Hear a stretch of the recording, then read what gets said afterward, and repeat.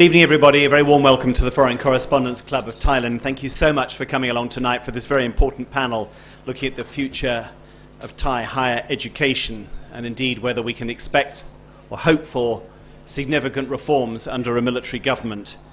Just before we get started, to remind you of one upcoming event and the latest in our World Cinema series. Next Monday, we're showing a film called Kon-Tiki. It's a film sponsored by the Norwegian Embassy, or the showing of it is. They will be providing Norwegian snacks and beer. I'm not quite sure what the snacks are, but I'm assured they are authentically Norwegian. The film is a marvellous reconstruction of the groundbreaking journey by Thor Heyerdahl across the Pacific in a reed raft back in 1947. So it's a wonderfully put together film reenacting that tremendous journey. Tonight's panel is a subject that we've touched on before in this club. It is one absolutely central to the future of Thailand and this country's competitiveness. Now, we make no apology for coming back to it. The state of education. It is cited constantly by investors and indeed by many Thai governments and ministers themselves as a challenge. This country spends a higher proportion of its national budget on education than most others. A very, very high proportion, something around 20%, or getting on for that. And yet the results, at least in terms of the quality of the Thai workforce, are deemed by many investors to be inadequate. There's a constant complaint that they need better engineers, better middle managers, better technicians, but most of all, people who've got a greater ability to think critically. It's a challenge for all developing countries in an age of technology. And one which Thailand clearly needs to address and which successive governments have said they want to do. We're very privileged today to have Dr. Rattana Lao, who's a recipient of the Ananda Mahidol Scholarship and has been really quite outspoken on the problems of hierarchy and patronage in particular in the education system. This is nothing new, but it is a very deep problem. It's one that's often not spoken about. So it's great to have her on the panel here. We have Deputy Minister of Education, Dr. Tirakia Charan Setasin. He spent many, many years as a child psychiatrist in the UK and has come back and taken on, one could argue, the very, very tough job of serving in the education ministry under a military government. And sometimes the statements from military rulers on education, and it relates to things like the 12 values, seems somewhat out of date, so it is definitely a tough task for anybody as a would-be reformer to be operating, but I'm sure Dr. Tirakia will explain to us how much he hopes to achieve. And Dr.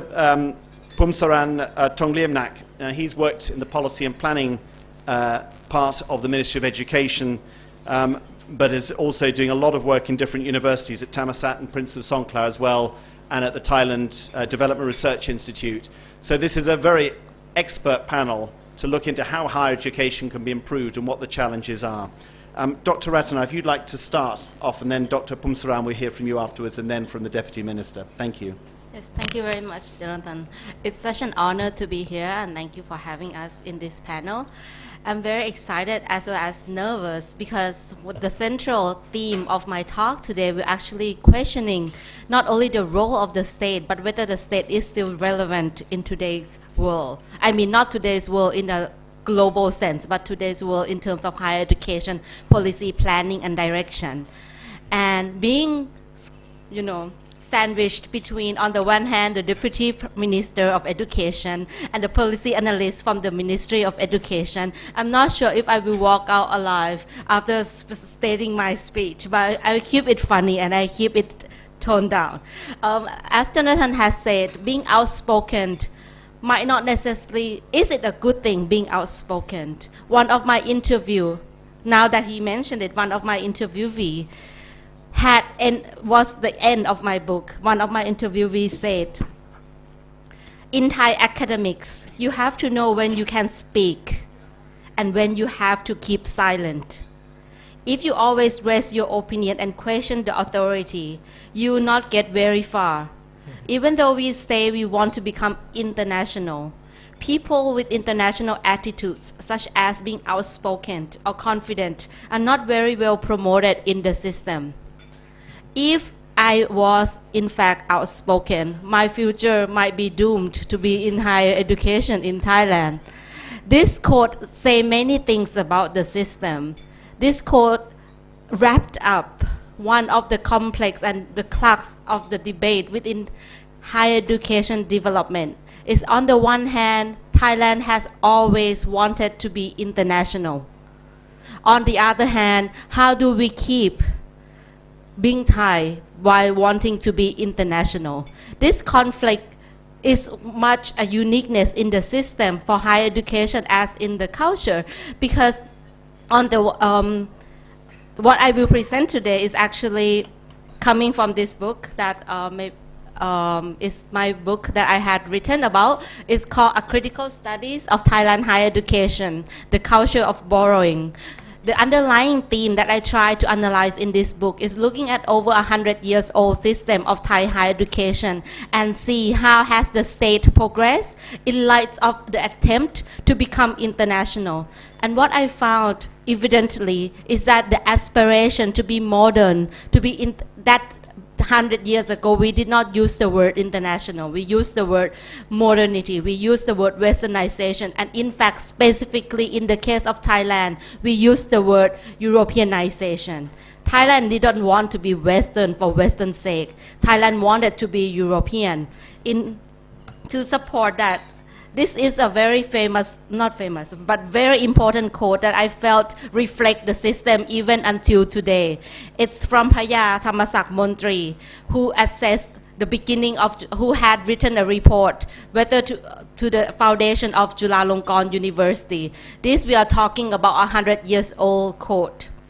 If we use Oxford or Cambridge as the standards, we are not yet ready to establish any university. If we are greatly lacking in resources, financially and academically.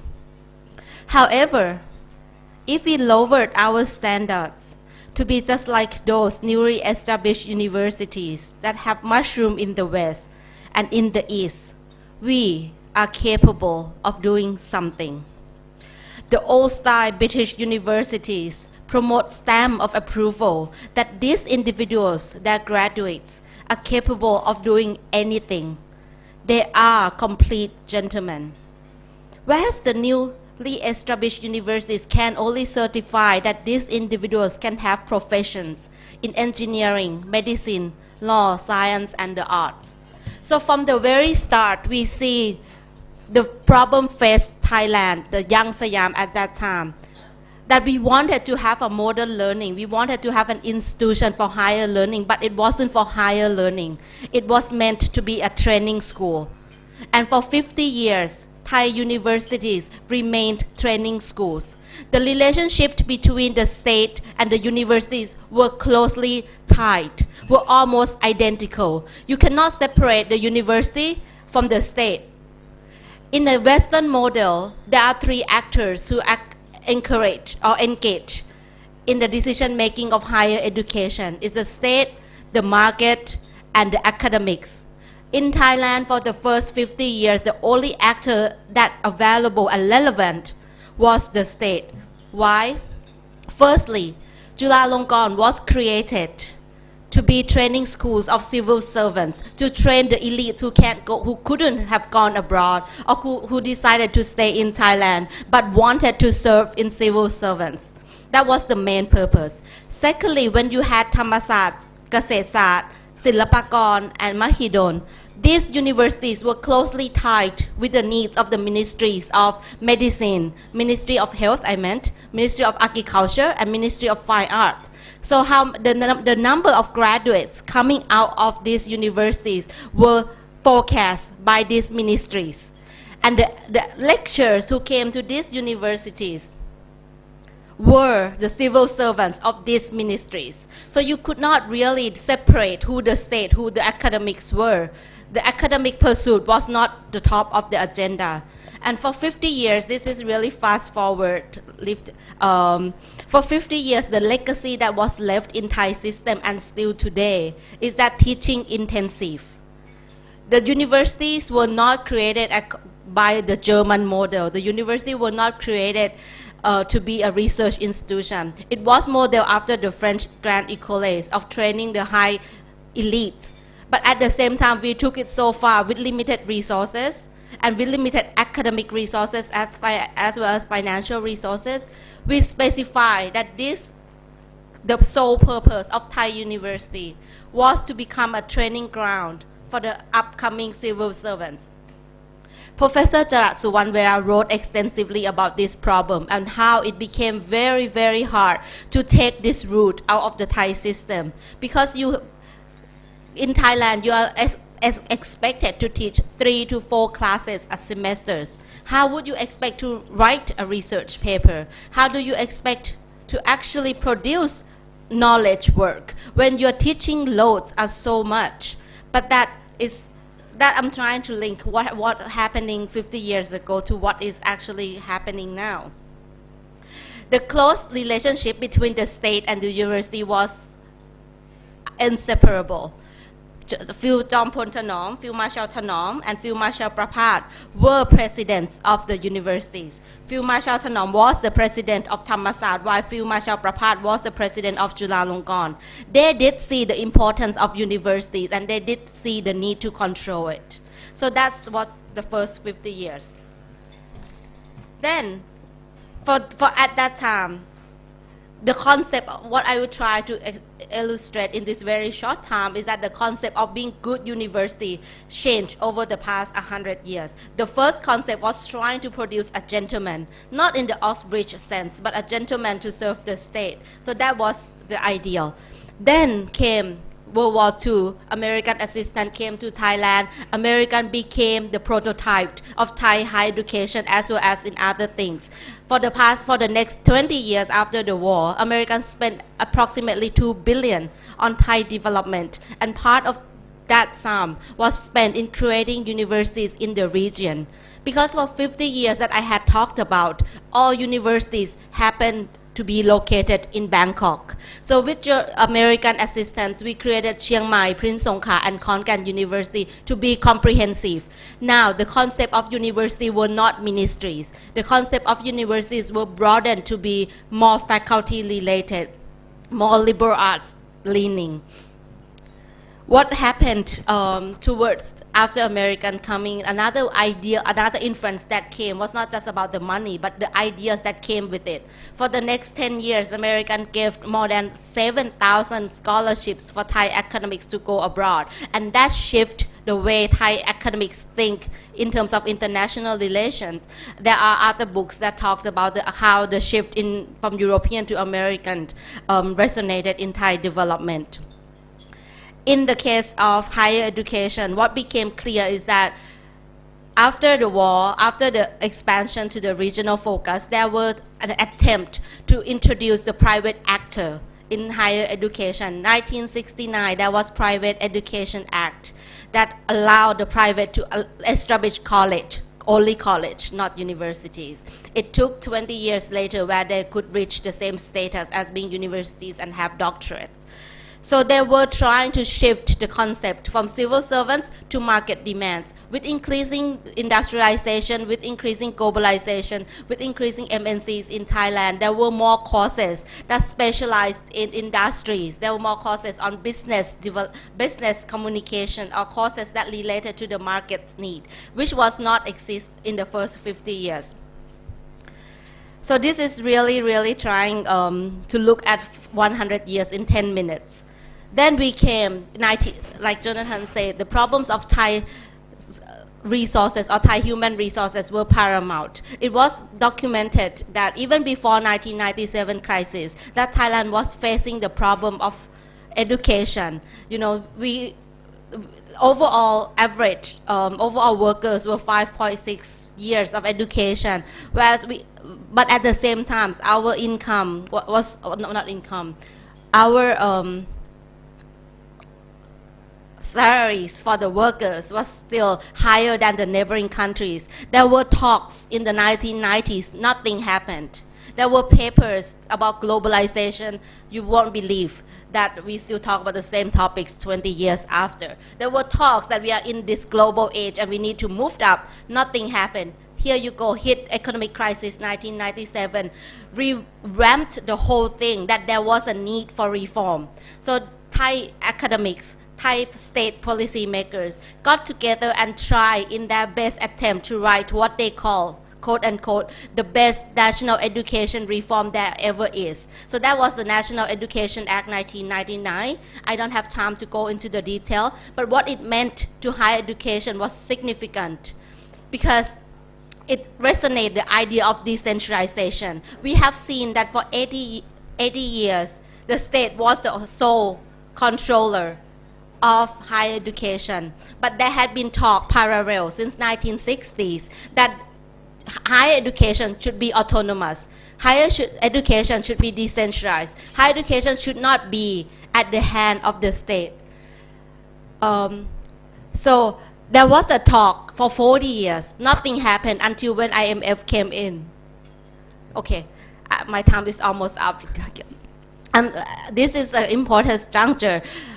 When Thailand, you might have heard the autonomous universities policies. Everyone now talks about it. The details of how that came about was another thing. But now we have 19 universities who are autonomous. What it meant is that these universities receive block grants from the state, do not need to do itemized. These universities can decide the courses that they will teach without the permission of OHEC anymore. These universities can hire the salaries according to their standard. These universities can also accept or expand courses without asking the permission. So for the past 20 years that the state has delegated their power toward universities, now we are at the present where we are questioning what role of state would play, because for 40 years the one policy that the government or the state has been trying to promote is autonomous universities. Now that they have unleashed the universities out on their own, what next? What role does the state want? So now, what the state does and try to do is introduce multiple quality assessment, multiple assessments forms, multiple qualification frameworks in order to ensure that this university fall into the line. But my conclusion here is that now that the financial decision and the cost decision has been left to the university, does the state only become a paper tiger? Not in the idiom sense, but a tiger that only has papers from all these assessments. You don't even actually evaluate the assessments that much, but you require enormous bureaucracy. So with that, what does it leave OHEC with? We caught between two strands. On the one hand, Thai universities wants to catch up, want to be international, want to get higher ranking. That requires a lot of resources. But now, because they have to find these resources by themselves, they are left to the need to commercialize their programs and promote programs that will sell. So they are caught in these twin challenges that on the one hand they have to make money in order to be good, but by making so much money they have no quality time left to be good. So with that, I will end my talk. Thank you. Thank you, Dr. Rattana. Dr. Punsaran, if I can hand over to you, I think there were a couple of challenges thrown down there by Dr. Rattana at the end after that summary of history. Too much assessment, too much commercial pressure on the universities, clearly obstacles to Thai universities reaching the standards they need to. Hi, good evening, ladies and gentlemen. This is my second time for the FCCT, and I remember that the first time that I came, I got bombarded by a lot of questions because I was the only authorities there as an official from the Ministry of Education. But tonight, I'm glad that our Vice Minister is here with us. So if you want to ask about the policy of education or Ministry of Education, there's one guy for you. But for tonight, I would like to talk about the general idea that I have about the higher education in Thailand, maybe first from my experience, my own experience.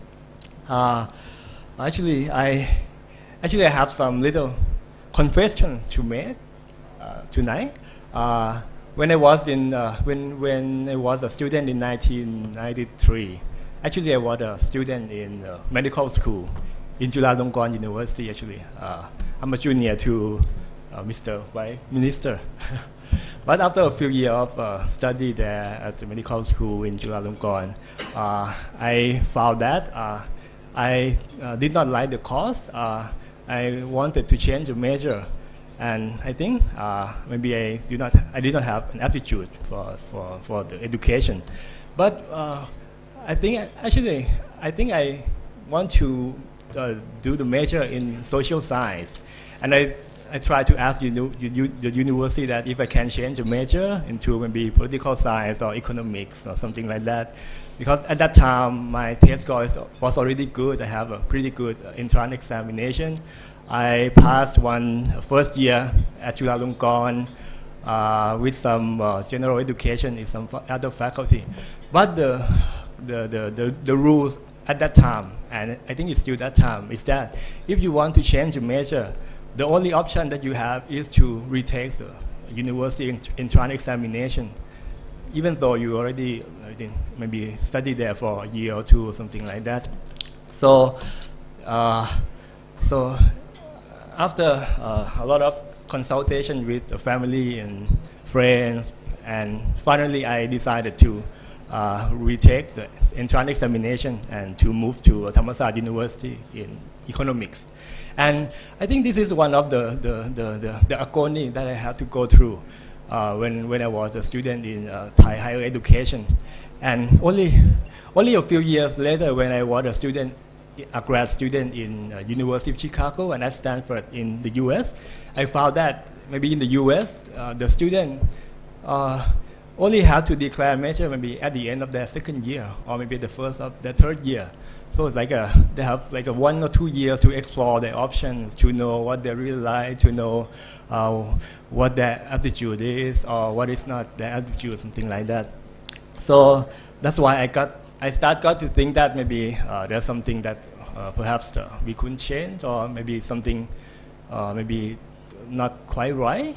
And I think to think that you are a high school student, like 16, 20 years old, and in Thai context that maybe you do not have a lot of good counselor. You do not have, maybe you are not mature enough to know what you want to do maybe 20 years down the road, and you have to choose the major from at the really early age. So, but as I try to reflect from Dr. Rattana's talk, that maybe because that's kind of the system that students have to choose major maybe right after the high school. Perhaps maybe it's from the English tradition, maybe in the UK system, but not in, I'm not sure. But in the US, it's a different system. But I think in the UK, you have to choose a major right after you graduate from the high school, something like that. And this is one of the problems that I think that I want to reflect on the role of maybe the rules and regulation for the higher education in Thailand that maybe is not very appropriate or not very matching with the need or the readiness of maybe Thai high school students. And another reflection, a different topic, is that I noticed that as a student in the USA, I was a graduate student in Stanford and at University of Chicago, and I have noticed that, as Rattana said, the Thai government has sent a lot of scholars to the very good university abroad. I tried to do the head count of how many Thai scholars that we have at top school like Harvard, Stanford, MIT, and I found that we have a lot of them. Actually, for the number alone, we have those scholars, a greater number than maybe Singapore or some other maybe more developed country. And what is my question? My question is, I wonder why we have a lot of great people, a lot of smart people in very top university, but when they came back to Thailand, and where's their potential? So, like where did they go, or what kind of work that they have done? Like, and most of them, from what I noticed, I found that several of them went to teach in university as a professor or lecturer, and maybe some of them to work in the government.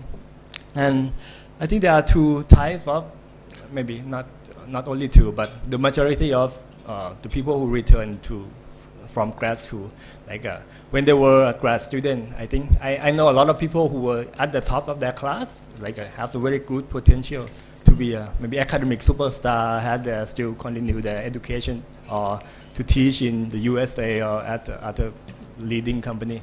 But once they back to Thailand, maybe as a lecturer, I think maybe they got burned out or something.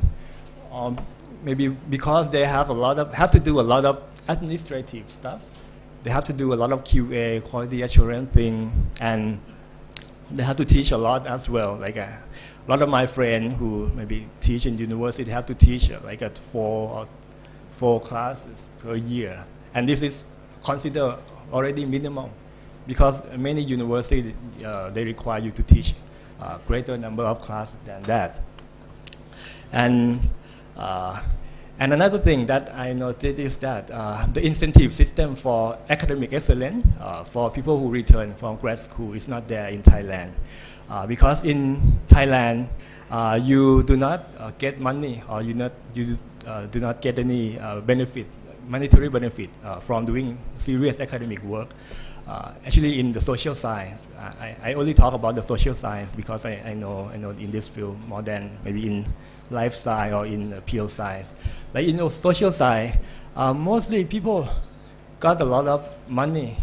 The researcher got a lot of money from the commission work, with the government officer or with the government ministry. If you are a university lecturer and you want to get a lot of research fund, you have to work for the government. You have to do the project with the government, and most of those projects does not require you to be very. You do not have to be very meticulous or very careful with your academics excellence on that type of work, and moreover, you have to be very familiarize yourself with the people in the government, maybe people in the high position of the officer or people in the administrative post. So it's more if you want to be well off as an academic in Thailand, it's better to maybe work for the government or to be a member of the panel in some commission, something like that, or to maybe write an op-ed in the newspaper to get yourself heard or appear on TV, something like that. And because most people will know you because of that type of outlet, rather than working on academic paper or serious academic stuff. And I think this is not a very good incentive system for people to be excellent. If you want to be excellent as an academic, this is not a good thing. But in Thailand, it's is it the way that to be a successful academic or to get a lot of monetary benefit from that?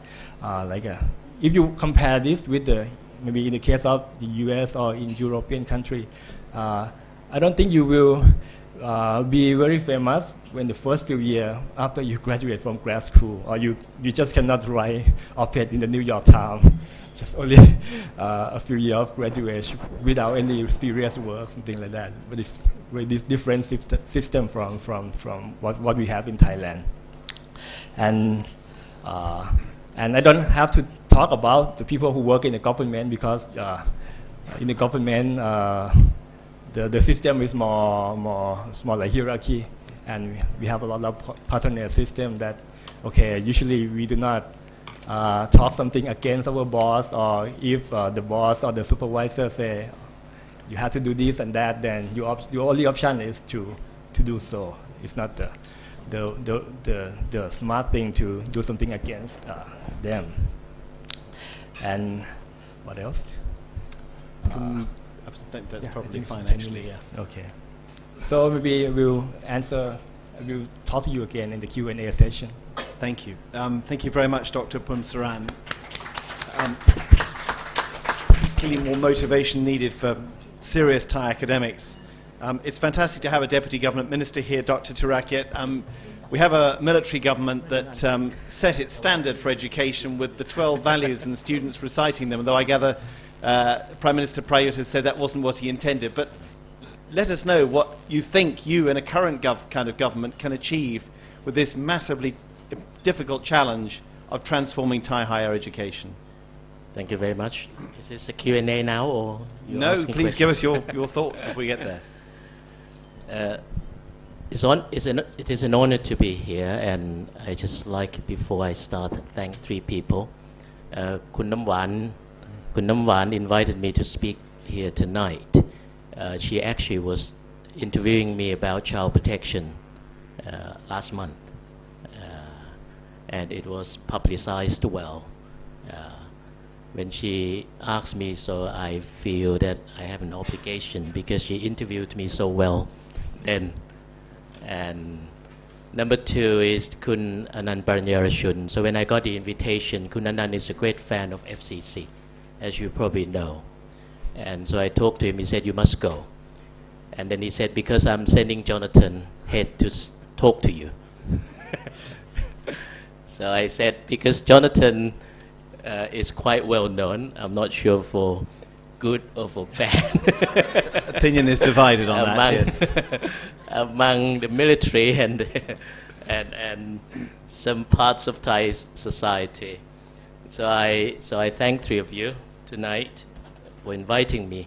And in fact, it's quite paradoxical because 3 weeks ago when I was appointed to the cabinet, Matichon then phoned me and said, why are you picked? I said, you go and ask the PM. I want to know as well. Because I have been probably one of the most critical, speakers for the Ministry of Education. And it's on record. You can actually see on YouTube and many places that since I came back to Thailand last year, I have been saying that the main obstacle for our educational reform is the Ministry of Education. We have not only the biggest budget, national budget, but we have the biggest ministry in the world.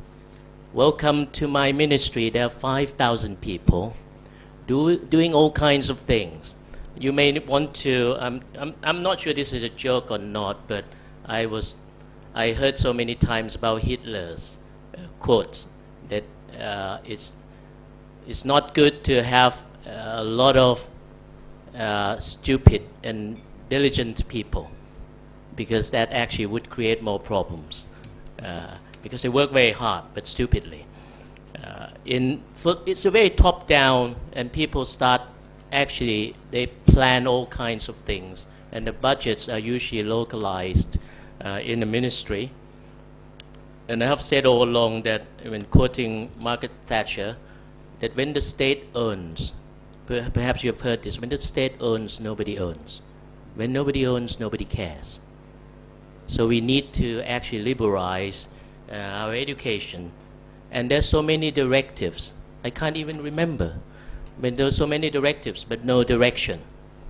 Maybe because of my criticism, they then have appointed me among 2 other ministers who are general. But in the last 3 weeks, I seem to have got on well with them, but I'm not sure for how long. But let's see. But it seems to be some room for change to me. Because the topic tonight is about higher education, I'll touch on a few things. I think before we get on, I really don't know much about higher education. But the military do not want to touch higher education. So they give OHEC, or Office for Higher Education, to me, because I'm probably the only civilian. And I was educated abroad, so they may think that I know something. I've been through university here, Chulalongkorn, and both my sons are at Cambridge universities. I have studied a bit about the debates about universities, and I think 2 questions we need to answer. Number one is what are universities? What are higher education? And even more important things, if we cannot agree on this, but at least if we have some rough ideas, then what are they for? The debates, historically, if you look at around the world, not only in Thailand, is the dichotomy between universities are places to maintain, to transmit intellectual inquiry. So they should be, if you like, let the researchers, the faculty members, professors think as they like. But the governments, not only this government, you can't blame the military government, all along in Thailand, the discourse seems to be shifted towards that the universities have to produce, as Jonathan put it earlier, enough skills, adequate skills, professional skills to meet the country's needs. So therefore, you must produce better, higher skilled technicians. And I think, as you probably know, nobody's smart enough to be right or wrong all the time. So the answer probably lies in between the two. And how can we find a balance? And also the general discourse in Thailand at the moment is the craze for world-class education. I don't know, I'm not sure they know what they're talking about. The league, top 100, top 300, if you look at the vision and mission of all universities now in Thailand, we want to be among the top 300, and there's so many ranking systems, and they do not coincide. They do not even agree, but there's a craze for this without realizing what they want. So this is another issue we need to tackle. And because of that, there's a drive, I think the two debates, the drive for better skills, better universities, better rank on the university top league. So they then bring in the quality assurance that Dr. Rattana and actually Pumsalan touched on a little bit. The quality assurance systems. Now I'm familiar with this now because in the UK it is Ofsted, Office for Standards of Education. In this country we have exactly the same name. And the problem is very simple. The problem of induction. You gather information without even knowing what good qualities mean. Then you go and gather information through checklist. And by the time you do the checklist, things are already late. Or they do not represent qualities. And then they think they then have to draw a conclusion. They have to infer that from this data, we are going to assure the quality. And this is one of my questions to OHEC at the moment. They need to revise the system, okay? And then they make a point, autonomous education. But autonomous universities are a big joke. You know why? They don't have the skin in the game. For instance, Chulalongkorn or Mahidol or the likes of these elite universities, they claim autonomy. But when the government want tax from the land, they ask the government to pay for them. But when they can generate income, they want to keep the income. No skin in the game. They're not true autonomous entities. Highly subsidized through block grant, through various things. And in fact, Dr. Rattana thinks that they can devise their own curriculum. It's not true. They can devise their own curriculum, but they have to go through OHEC.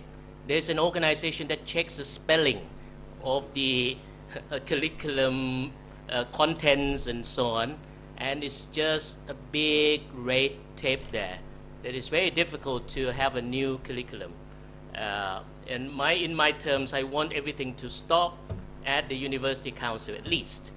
They don't have to come to OHEC. In order to qualify, I want true autonomy. So a lot of lies in the word autonomy. In Thailand, we are crazy about new terms, particularly from European, from American cultures. We love words, and we think that we have new words, then things are going to change.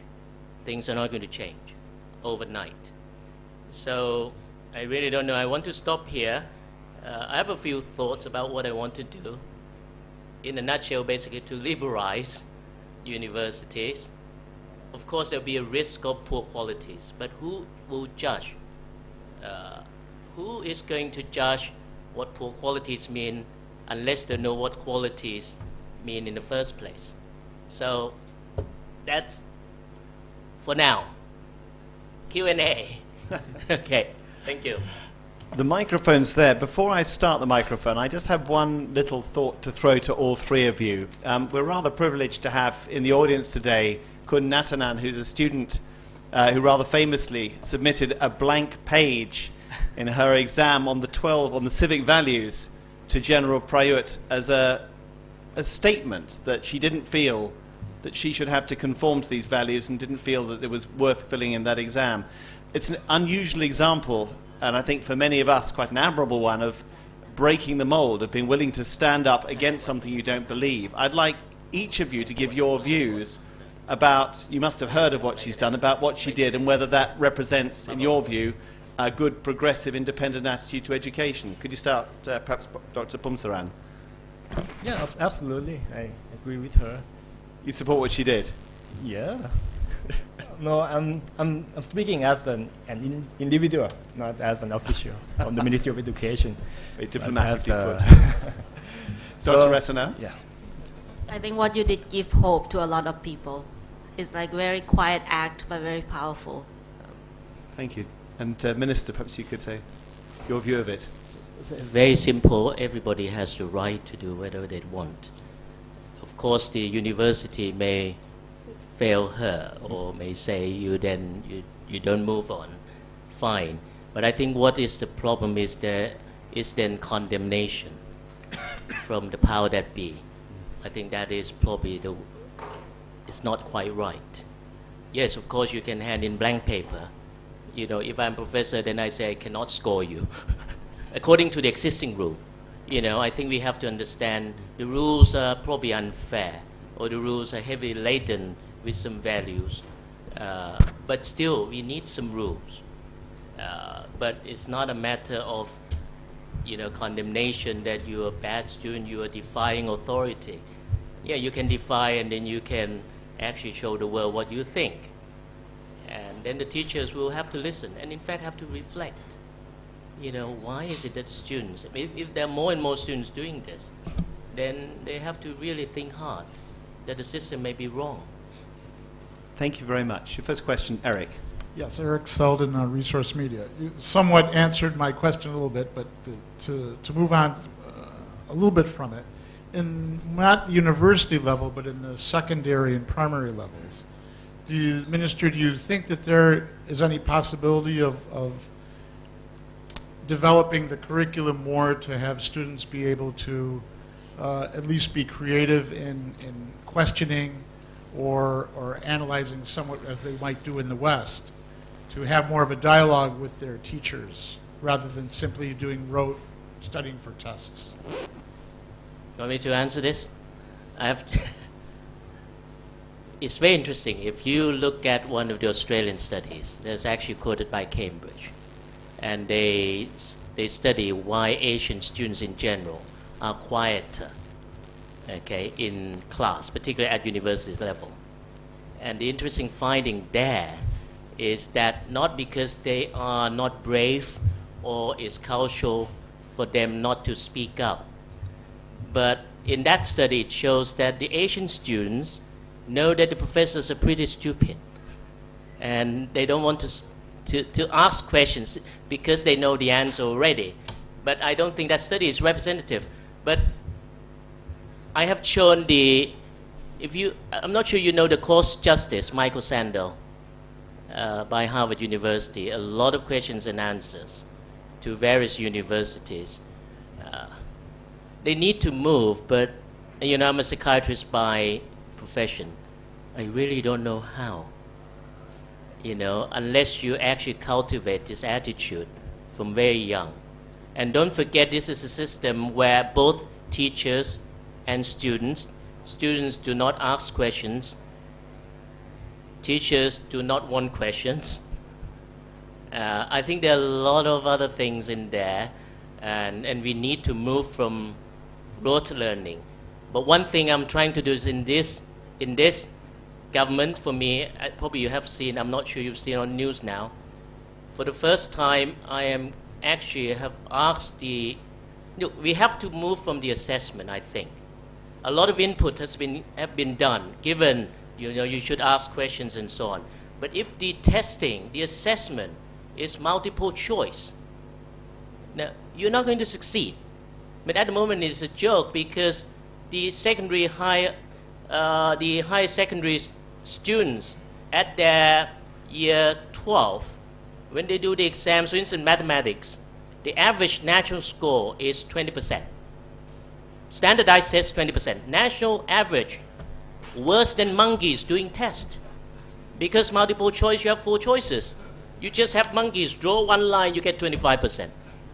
So that's the state of our education. But at the moment I'm introducing essays, written exams. The only way to get students to speak up, to ask questions, is actually to test them that way.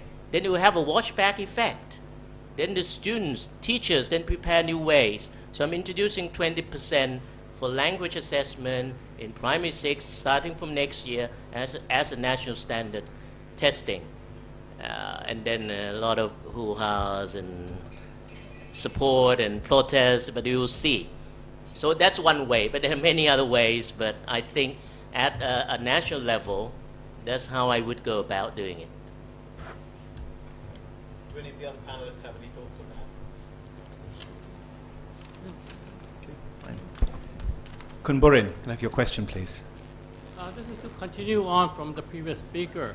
I was wondering when teachers and the system discourages questions, discourages inquiries, how do you reform education? Because to me, education depends on asking questions. Like Kun Prayut, General Prayut, chasing off the student who asked him a valid question and sending him off to the police station. I think that he was way out of line. How do you change him? In Prayut? Yeah. You mean General Prayut? Well, because I'll try to talk to his wife. He's the role system. He's the role model. Yeah, no, look, if you look at I think this is my observation. Of course, I don't know him well, but I've been in the cabinet a few times. I think the problems may be that his entourage, his people around him, read into too much. Okay, he's pretty upset when the 12 values were learned by rote by the Director General of OBEC, and he was removed partly because of that. I tell you that because he says let's have 12 values, okay, and in a way he's quite artistic and he's a poet as well. So he actually wrote a song for 12 values, but then the officials come in and volunteer. They are quite obsequious. They're fawning at him. And they say, now we can get our students to remember 3 values at primary 3, 6 values at primary 6. And he's get pretty upset. The last meeting at the anti-corruption last weekend, have you noticed? It's actually on the news as well. One student came and asked him right in front of the PM. And that student was quickly taken away by his entourage, and the Prime Minister actually criticized his entourage and said, let him speak. Don't be heavy-handed with him. Ask him what he wants. So I'm not sure. I think there's probably somewhat that he's frustrated, but sometimes he's probably appear quite dictatorial. But if you notice, if you really know him, he's a very kind-hearted man. I've been with him a few times. But around him, I'm not sure. We did actually have a journalist in the room who now appears to have left, who's just escaped from military custody on General Prayut's orders. I'm sure he might disagree with that. I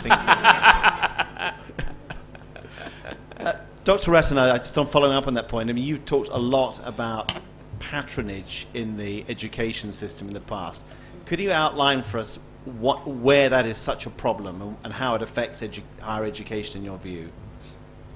I think if we agree that university is a space, not just a place, but it's a space for critical thinking, for questioning, for debate, as the we don't even ask to go far as the pursuit of truth. Let lift it, up high, up there. But let's just have a debate in Thailand.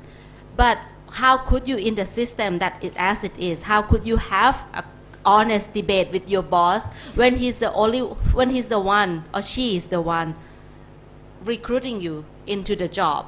But I'm not saying that recruitment is bad in itself. But what happened a lot in Thai higher education sector is that the jobs, through new public management, we were told that every job has to be public announced before it's recruited someone. But many times, all the jobs were recruited before when someone was already there.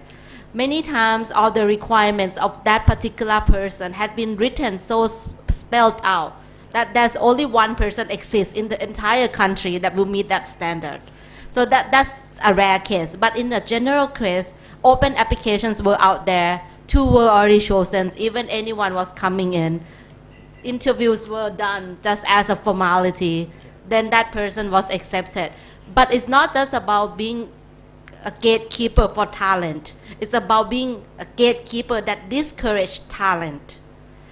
When you get into the universities, how would you have debates with your boss who created all extra miles to accept you there? It become a patronage to the day you die. Because there's one faculty in one university in the region. The entire faculty, there was only 7 people that didn't know each other before they got accepted. And that university had a 50 personnel for a faculty. 7 people only that didn't know each other and just came blank. In a society that promoted, or not promoted, we don't promote it. As a Thai, we say we don't have this, In a society that encourage feudalism in higher education, there's no space for an honest discussion. Do you have any comments on that, Dr. Kunsaran? Yeah, I can side with Dr. Rattana. Actually, it's my experience as well. Like when I don't want to name, but I was recruited by some university, and the dean said that I want to hire you, but after we talk about that, we'll open position, something like that. So I guess it's quite normal for the practice in Thai university. But the good thing, I don't think it's good, but if the dean is good, then maybe he can recruit the very talented people, try to recruit talented people to the pool. But if he's not very good, or he's want to create his power to get his close assistant to work for him, then it can create another problem. So, yeah. Thank you. Can we have the next question, please?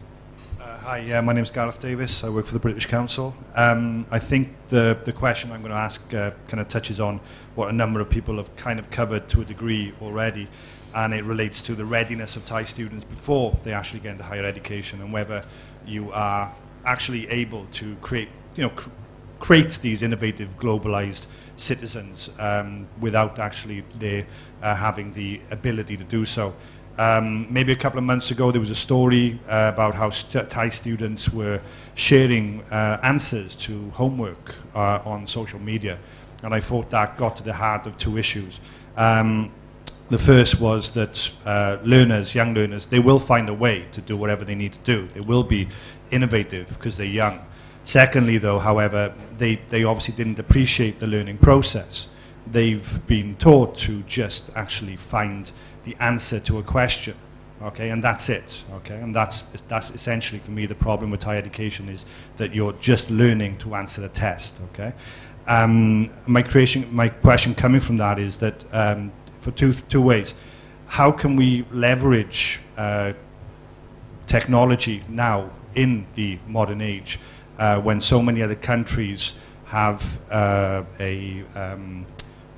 population that has such a greater access to the requisite technology to communicate with each other when you have such a disparity in wealth in Thailand as well. So, is there any push within any kind of future developments in improving the education system to actually plug that gap in how many people actually have access to the requisite technology to really compete on a global stage to escape this middle income gap that Thailand is finding itself in? Thank you very much. I mean, Minister Tirakia, perhaps you could pick that up. Yes, yes. Number one, you're right. We are definitely not ready for universities. Universities bound students. If you look at the data, they're not ready. As I said, mathematics nationally, 20%. The interesting thing, I have been asked, but I still have no answers. I'm asking the National Testing Service. There are no pass or fail marks. Basically, if you finish education just by filling your time in schools, you pass. Nobody fails in Thailand, which is interesting, okay? But there are a lot of issues in there. The number two is IT system. For instance, I'll give you one quick example. I've been charged by the PM to raise the standards of English for all levels. And quickly I've conducted some studies, commissioned some studies, and realized straight away. Number one, we cannot rely on native speakers. One native speaking teachers will cost us over 1 million baht. So we have about, overall, we have 10 million students. So you cannot. Just simply you cannot, enough resource. Filipino, Thai, still not up to standards. So you have to rely on technology. IT system.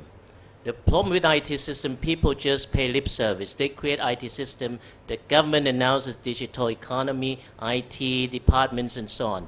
But you have to remember, if you look at the data, so many people when they enter into studying using, say, e-learning, there's a big dropout rate.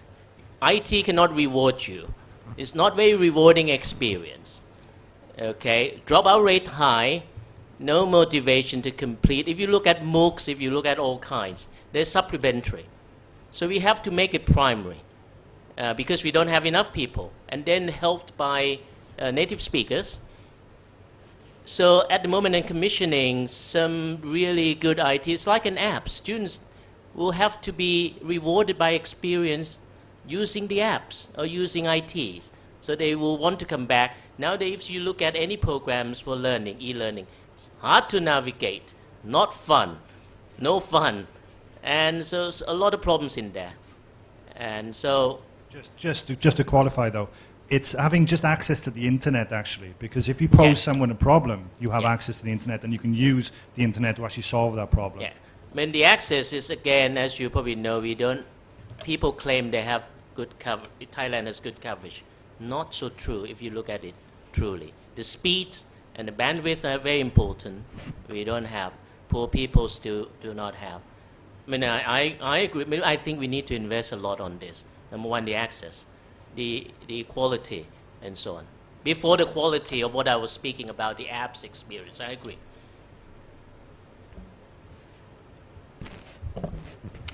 Any other thoughts from the rest of you on that technological one? I take it, Dr. Shirakit, you won't be reintroducing the one tablet per child scheme. That was another farce for the ministry. You probably know that so one school I came across, they were given 150 tablets by the previous government, 120 out of order, actually not functional. And some places they cannot even charge. The qualities are so poor. And so a lot of corruption there. So we are not going to repeat that, definitely. And in fact, they asked me to come up, I mean, they don't want me to agree on certain software or series of DVD software programs costing me 30 million, about $1 million US. I just stopped somebody wanting to produce this because years, unless they come up with something really good and innovative. Thank you very much. Can we have the next question, please? Yes, I'm Nigel Gould Davis. I teach social sciences at Mahidol University. I want to say first how refreshing and exciting it is to hear from the Minister something about the intention to enhance the autonomy of universities, and in particular this point about freeing the devising of curricula from OHEC oversight. At a stroke, that will create significant benefits. It will speed up the process of change and modernization and development of our curricula. It's a slow and painful process in 2 different languages as it is to get anything new authorized. We never know how long it will take. So that's a wonderful and fantastic, exciting thing we've heard this evening. One more general thought about the prospects for really any university system, which has to do, what in practice are 2 very different things: high quality teaching and also innovative research. In principle, they cross-fertilize each other. In practice, they tend to be fairly distinctive activities. Not every university has to do them both equally, and in the United States, for example, you have the big research universities on one hand, liberal arts colleges on the other. They're very different. What you need is an ecosystem of education institutions which overall perform both. We've already heard the view that too much teaching and too heavy a load tends to detract from the prospects for high-quality research. I just wondered if you had any thoughts about the balances that should be struck between these 2 elements. I have. I was in university here before I moved to England, and it's so crazy. If you want to be a professor, assistant professor, associate professors, the OHEC has actually assigned portions that you must do certain percentage of research and potential set of teaching, and it's all crazy. It's actually damn crazy. The simple reason is that we interfere with human liberty too much. It's like Big Brother. They think they know what a good professor looks like. They don't know. And this is one thing I want to free up as well by asking them questions. It's almost like every issue. The quality assurance, they think they know, but in fact, people sitting in OHEC, they have no idea. I'm going to throw a lot of these questions to them. See whether in 2 years I can free up. I have a kind of a general policy liberalizing the universities from OHEC. 300 people sitting there trying, because they don't have anything better to do. So they keep coming up with rules, and then they keep coming rules to govern rules and rules and rules and rules. It has to stop, but I'll try. Definitely will try. I'm meeting them this Friday. Sorry, Minister, you've mentioned there are 5,000 people in the ministry. Yes. Your ministry, I recall in the last government there were 4 ministers in so fast week. I remember every time I did an interview with the minister, I had to scotch it and do another one because there was a new minister. Yeah. It is a graveyard of good intentions. I mean, do you really feel that you can actually make headway against such incredibly entrenched bureaucratic culture? So I have 20 months, according to General Prayut. So I have to prioritize. I know that I have to prioritize. I'm thinking of doing some, for instance, if I move the assessment, so that it can have watchback effect, then people will have to find it hard to argue and actually undo. I'm trying to come up with something that make the next ministers hard to undo it. So you have to help me. Give me some ideas. I'm going out and give me some ideas that I have to, at least. But the life expectancy of any minister, in the last 10 years, we have 17 ministers. No continuity. So at least 20 months. Thank you. Next question, please. Kirk Person, SIL International. Again, very grateful for this wonderful discussion. I'm just sad there aren't more Thai people here participating in it. But I have 2 observations and 1 question. First observation on the evaluation. Since you have 5,000 Ministry of Education officials, why not have at least 1,000 of them sit for the exam?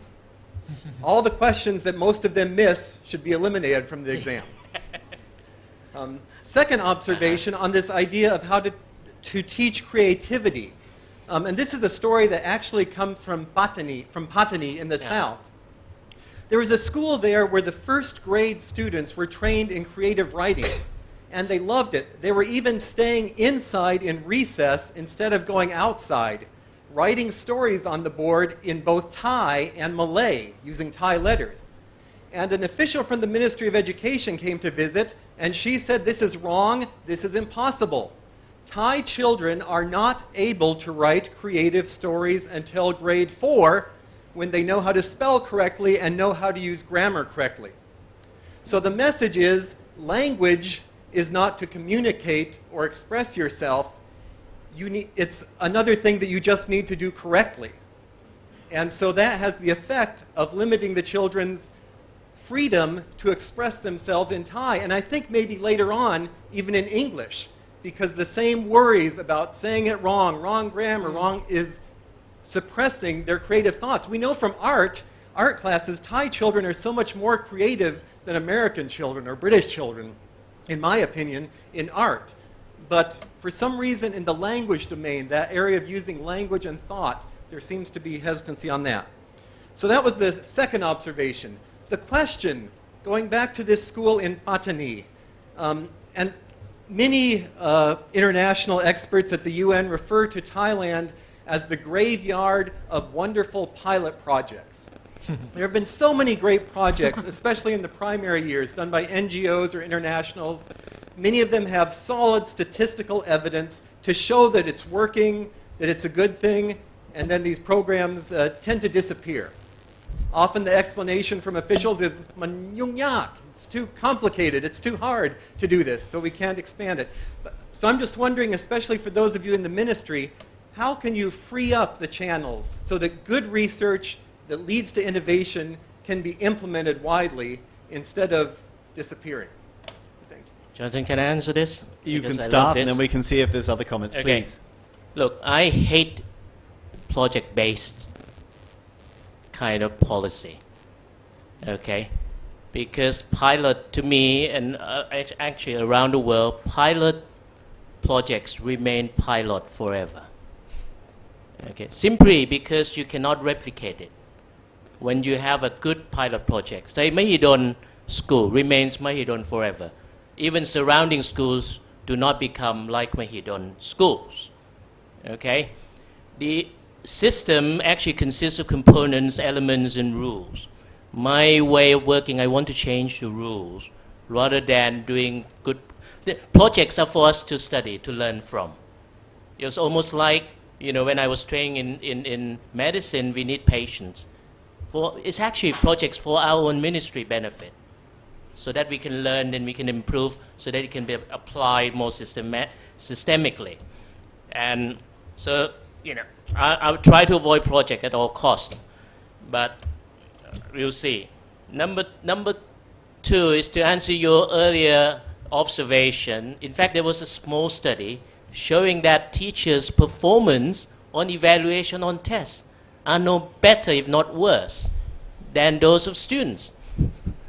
So how can you, when you do exactly the same test, but actually do not perform better than students? So for instance, I think there's small research I have seen showing teachers in secondary schools perform at average about 20%, 20-odd% of maths exam, the same as the students.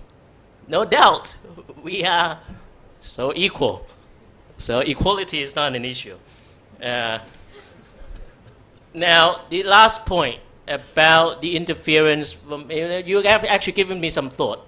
I'm going to have a kind of a complaint box, post box. No, look, I have said this all along. It's always on record. I said there are no teachers in Thailand. If you look at their passport applications, teachers apply for passport. You ask them profession, they will say civil servant. Every teacher in Thailand in state schools considers themselves civil servant. But civil service is a completely different notion.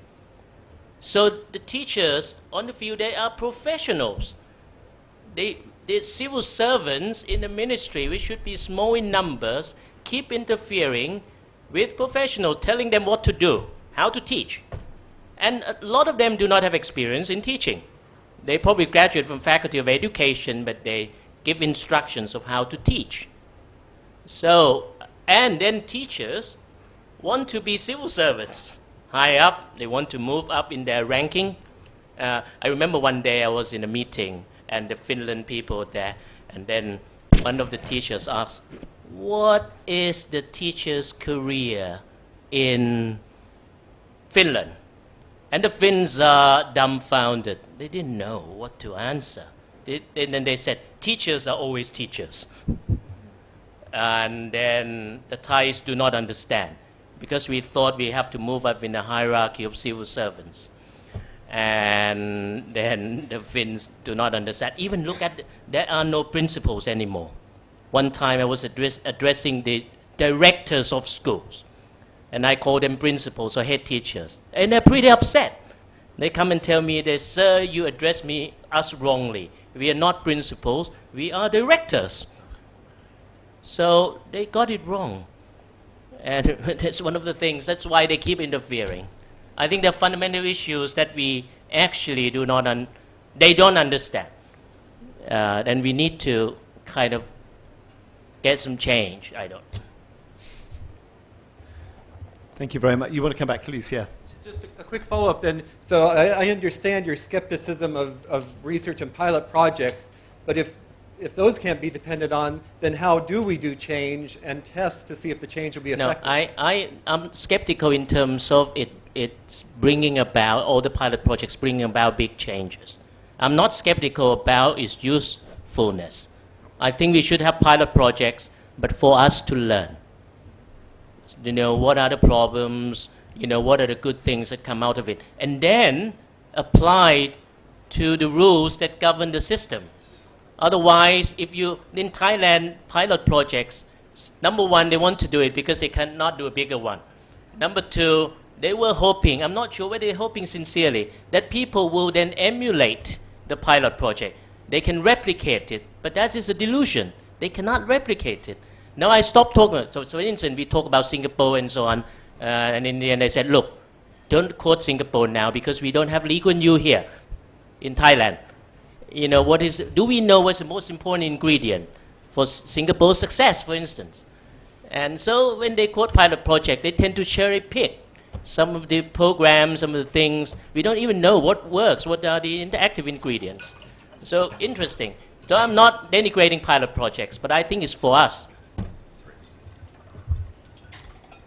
Thank you. Come to the next question, please. I am Dr. Leah Genovese. I'm a club member and I teach at universities in Bangkok. I will start with a premise. Plagiarism is a worldwide problem. However, the consequences are very different from country to country. In most of the Western world, if you're caught having plagiarized somebody's work, you're supposed to hide your head in shame, resign, and you will be demoted to academic Siberia. As members of the Thai education system, do you see a change in the rampant copy and paste without acknowledgement? Very topical question, given we had an British academic locked up in Bangkok airport not long ago connected to that. Perhaps we could have all your views on this. So maybe Dr. Punsaran, perhaps you could give us a view about plagiarism, whether the culture is changing. I will speak as I teach in some university as well, and most of the classes I teach, I will have a student to do the research paper and hand me over the paper. And I found that for Thai students, the undergraduate student, there's not much emphasis on the importance of the original idea, or how not to copy and paste from other sources, or how to cite it properly. I found that maybe the professor, or maybe the instructor or the supervisor of the program, maybe they should give more focus on teaching about this. Because in Thailand, I feel like we do not have give a lot of importance on the importance of this issue. As you may have heard, like I think everyone heard about the Dr. Will Ellis, that just new recently that they have the big fight over plagiarism at Chulalongkorn University, the PhD program. Because in like even at the work at the not the student but maybe for the adult, in many programs that adult for the adult education, like in some special program that the student, maybe adult student, graduate student have to report or do the paperwork, and a lot of them maybe they hire people to do the research paper for them. This is quite well known knowledge that people know that for maybe executive people who already enroll in the master program or in the executive program, and usually those people are very busy, are pretty busy with their everyday work, but they have money and they have the junior people to work for them. And I think this is one way to deal with this is to have the teacher or the supervisor of thesis to be more mindful, to be more careful, and to put more, I don't know, maybe serious concern about this. And I think it should start from maybe even before you enter university, maybe at high school or maybe below that. Dr. Rattana, your view on that? I think also what important is that a lot of students come to classes and just want the degrees, no matter there's no interest. I'm not generalizing that all of them, but we have a lot of students who just sit in class, submit anything, and just want, which this lead to plagiarism. I have students written an essay, and I try to be creative about it, but the internet is much more definitely creative than am I. So like you end up having like poor English students submit you impeccable essays again and again and again, and you just like, you don't know what to do with them. You come and you try to have psychological talk and like prep talk and like scare them and all of this, but there's no, like you said, sense of guilt. It's because this is a bigger problem of a small problem that they cheat in class. They think it's okay to cheat from next door neighbors, and it's okay to go cut and paste. So that logic is kind of developed, and also, like I said, the need for degree is much greater in their head than knowledge. I'm teaching doctoral students class, where a few of my students came up to me and said, all I want is that doctor title. If you're gonna give me homeworks to do too much, I will quit this course. And this kind of mentality that they are feeling like they have the money and the power to buy the degree is the underlying problem of this whole plagiarism thing. Yeah. Can I say this is very pure and simple? I think we should treat this as a crime. It's a theft or stealing. Unless you do this, of course there are various explanations, but explanations are explanations. They shouldn't be treated as excuse. So they should be punished accordingly, even to the degree of being fired. As teachers or actually students have to take the consequence. I think otherwise we trivialize the problems and things go round and round. We discuss and then say we are compassionate. But I think it has to be treated. And we have to send a message. This is a crime. You are stealing. And there's no excuse. You can explain later. There can be pardon. Like any system I think, look, we have to legalize it in some way and stop now discussing forever why they're doing this. So on Friday when I'm speaking to OHEC, I'm seeing them Friday. This will be one of the policy issues as well. They have to take the consequence. It'll be interesting to see what happens to Dr. Superchai, who had this long Dr. battle. Superchai? He is the one who had the battle with Wynne Ellis.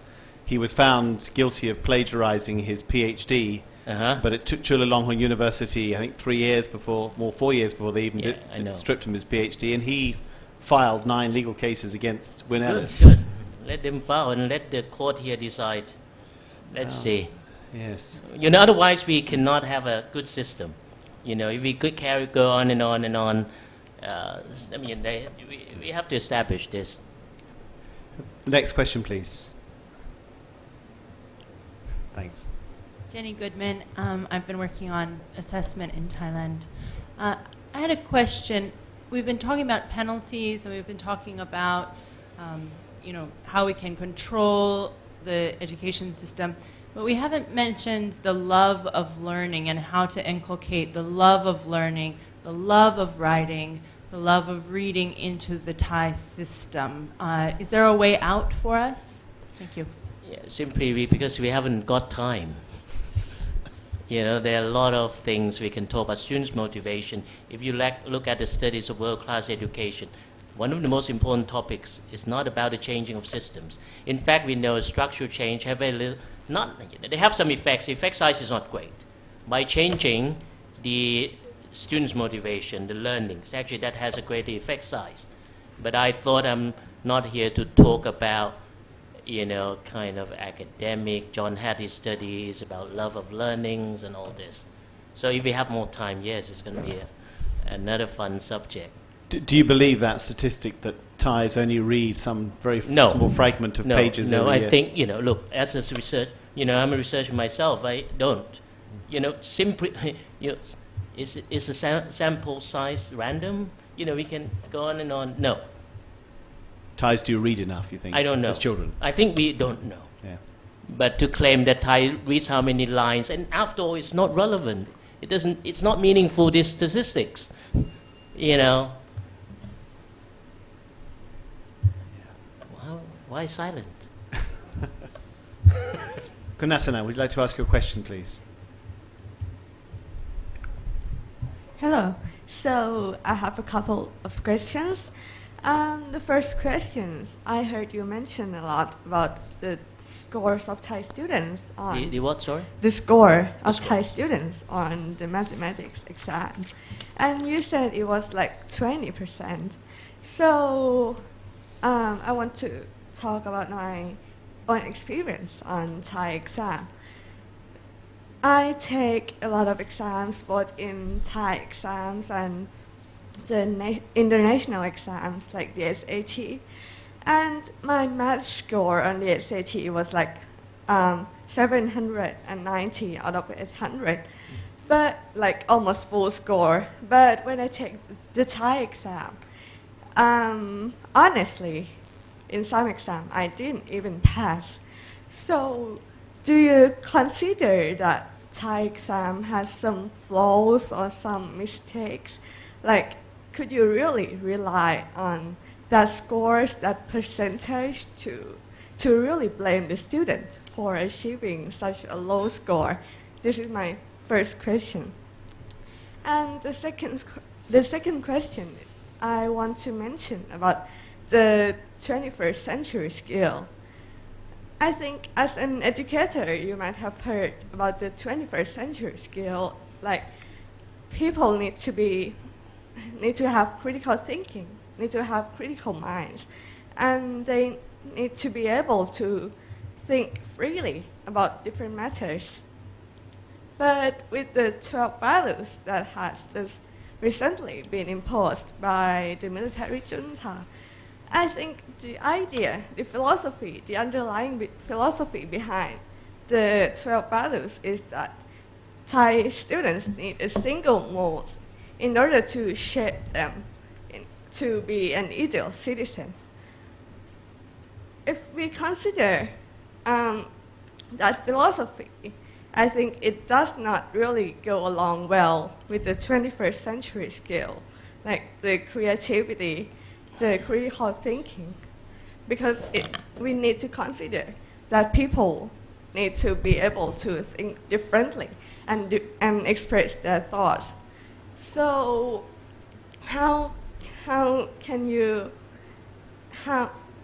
what is your plan to move along with the 21st century world and with the old-fashioned 12 values from the junta. Thank you. Rattana, can I just ask, you mentioned your exams. You said one exam on a foreign subject you got 790 out of 800. Mathematics. Mathematics, right. sorry. GSAT. And then in a Thai exam, your score was well below. Yeah, I didn't even pass, honestly. Did somebody explain to you why that was? Did any teacher explain to you? I took the SAT exam. It was the exam of the College Board, the American exam, that you have to take in order to submit your score to enter the universities in the US. And I got, you had to take 3 subjects, mathematics, critical reading, and writing. And my overall score was 2,030 out of 2,400, and I got mathematics score 790 out of 80. I just missed one question. But honestly, when I take Thai exam on mathematics, I didn't even pass. So I just questioned about the reliability of the Thai exam. How can you blame all the students when the test is not really reliable itself? Let me answer this. It's very reliable, but no validity. Because everybody gets the same low marks, okay? Now, I'm serious. The first place I went after the appointment is the National Testing Service. I asked them to revamp their whole process. When I got Cambridge University, Cambridge International Exams to help me, actually we did studies on the validity. There's not even content validity. There's no construct. Technically, luckily, I can fight with them because I know this. And I call the internal in the OBEC also system. I agree with you. The validity is pretty poor. So therefore, you see poor result across the board. Okay? But reliability, we are so reliably bad. Okay? I want to get serious and get a bit technical. So I agree with you. I think we need to really seriously look at our assessment system, particularly when I want assessment system to drive change. So why did you use the test score to mock Thai students? No, not mock. You said that they are even more stupid than monkey, and that really irritates me. Look. There are so many things. You have to understand why they exist, the history, and so on, and how you can get change. And would you then revert to school-based system? When we want to do any policy, you need to think about alternative as well. And in order to change, we have to have alternatives. And suddenly you cannot come up one day and say, I'm going to scrap the whole national testing service because they're bad. Because with this argument, you can actually scrap the whole ministry and everything that is bad in Thailand. Yes, I acknowledge that. I think these are symptoms that we need to get to root and diagnose correctly and apply good treatment. I don't know. But yes, you're right. Well, actually, I'm not trying to scrap the national test system. But I just wanted to question your quote that I think you undermined the Thai students too much, that it kind of irritates me, Okay. I think Thai students are not stupid, but I think the problem is the Thai education system. I think I'm not representing myself well, but if you listen carefully, I said the performance is bad. I've never said Thai students are stupid. Listen carefully. The attribution of the bad performance, in fact, if I said anything, is down to the Ministry of Education, it's down to the testing service, more than anything else. The accountability, the attribution of the bad performance is definitely not to the bad students. So I hope we agree on this. And then, yes, I actually question the testing service system. Never question Thai students. I said that performance is poorer than those of monkey. I was going to say the question about the 12 values. How do these values that seem to emanate back to centuries gone by fit into a 21st century Thailand? I'd like the views of all three of you on that. Okay, 21st centuries. Who invented it? If are these skills, communication skills, apart from IT system, are they not were they not there in the 20th century, in the 19th century, in the 18th century? Without them, we would not be here. So the fact that somebody invent 21st century skills, I mean, again, another names, 12 values again, you know, you cannot monopolize it. 12 values are, I don't even remember the first values apart from they're good, kind of moralistic values, okay? So I think we need to, before we have a debate on this, we need to actually be very clear on what we are actually talking about. Because we dislike the kind of the order that comes with 12 values, which I agree.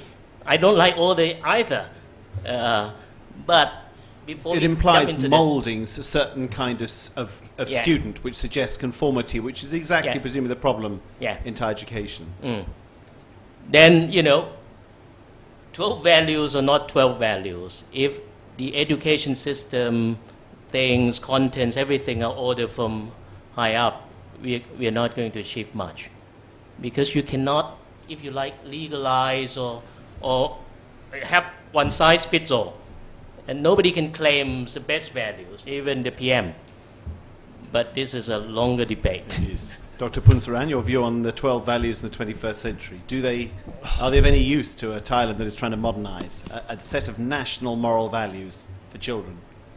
For the 21st century skills, actually I quite like the idea of the 21st century skill, and I know that a lot of countries and a lot of rest of the world, they try to direct the student in that direction in almost all the country. I think not any country say that, okay, our country's education will just stuck to the 20th century skills.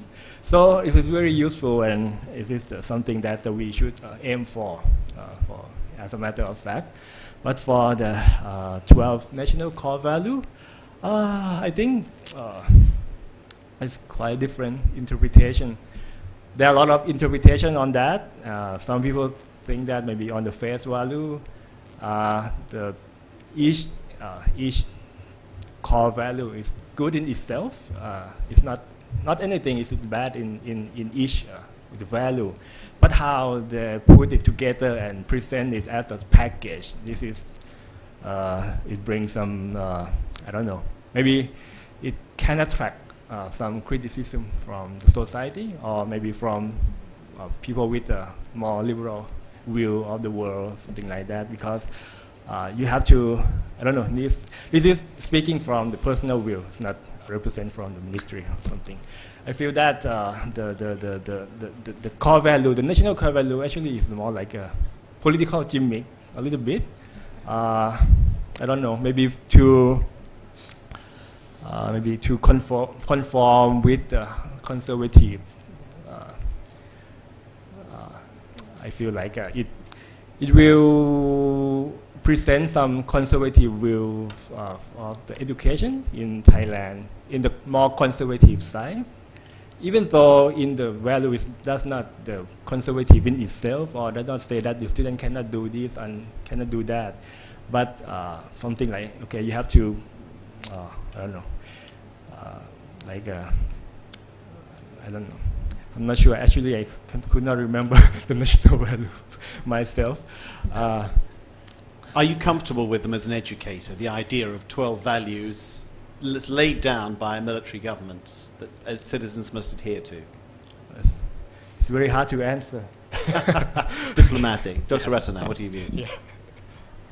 The question, back to that question, would be, are you comfortable being controlled by the government that is a military driven? No, that is a military in nature and driven by military values.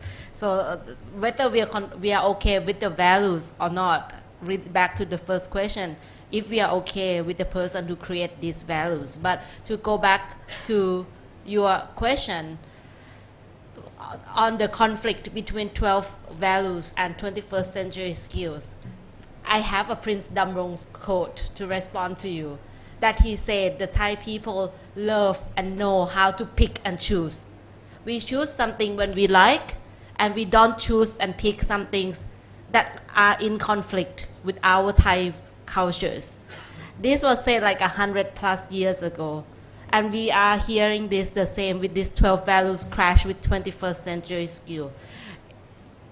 I used to be uncomfortable when the rhetoric and the reality are not matched. But that's why the word rhetoric is there. 21st century skills for the Thai state or for the government in general is a rhetoric. It's a feel-good book that it sounds great, nothing to go against, doesn't feel wrong to begin a sentence that we live in the 21st century world. That's why we need a 21st century skill. So on the one hand, I would like to tell you that they don't take anything serious with this, so don't take them serious with it.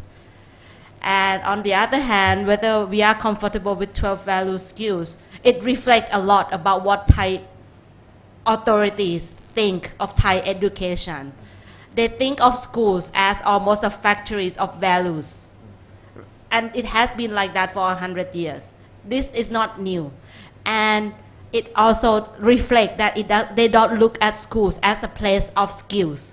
You know, when I'm writing academic debate, when I write, oh, we need skills and all that, it sounds bad because I'm endorsing an econometric or econocentric values. But Thai people do need skills. These are the things that are not taught or not emphasized in Thai education. It's these few good things that listen to the leaders will lead you far that is being emphasized. So don't take them so serious, you know. Thank you very much. Are there any other questions? Could you just, the last question, please. We'll need to wrap up. Thanks. Oh, sorry. I have two questions. Thank you for your view, Dr. Rattana. It seems to me that we don't enjoy diversity or differences of thought. My name is Manupat Lohinawi from Naresuan University. I raised my children in the US. One thing that I can notice that intellectually Thai students or American students are not different in their thinking skill, but later on it's totally different. Since I raised the child there, I can see that they promote show and tell since they cannot speak, but in Thai classroom they hush up. How can we promote our teachers to change their culture and promote them to enjoy diversity among children? I, as a university professor, I suffer the Thai standard because they came the same. They are willing to get good grades but do nothing. That's my first question. My second question is strictly related to higher education. I have a question to you that, in your point of view, higher education is right or privilege, and why? Thank you. Oh, for me? Both of them. Two questions for all of you. Okay. Thank you. Right or privilege? This is a really, really hard question. It's at the heart of higher education. I believe education is the right. And higher education, this is really, really hard to say, because once you say it's a right, then you are justifying the I justify the massification of higher education. I think it's a good thing that more people are getting more education. But when people say higher education is a right, we end up having more people getting the degrees and the allure of higher education, because we expand buildings much easier than train doctorates coming out and give education. So as an institution, I think it should be a right. But as it is, we abuse this term, and it ends up in a bad, massified, unqualified chunk of all. You know, even if we are better off with like vocational education to a certain percent, no one would want to go that route. No one would want to get the skills because they want to get the degree. So when you talked about higher education, conceptually, it should be a right. And it depends on which level of higher education you are talking to. But at the same time, to get a really good higher education, even if in the US, it is a privilege. This is a fact. Like I said, conceptually and the fact. The best schools in England or in the States are all private education, and it costs a lot for this to produce. But at the same time, the state in both the UK and the US, more in the US, provide community college, provide 4 years colleges as the right. So the complexity between what is right and what is privilege is infused, and how far you want your higher education to go. That will determine your answer. Thank you.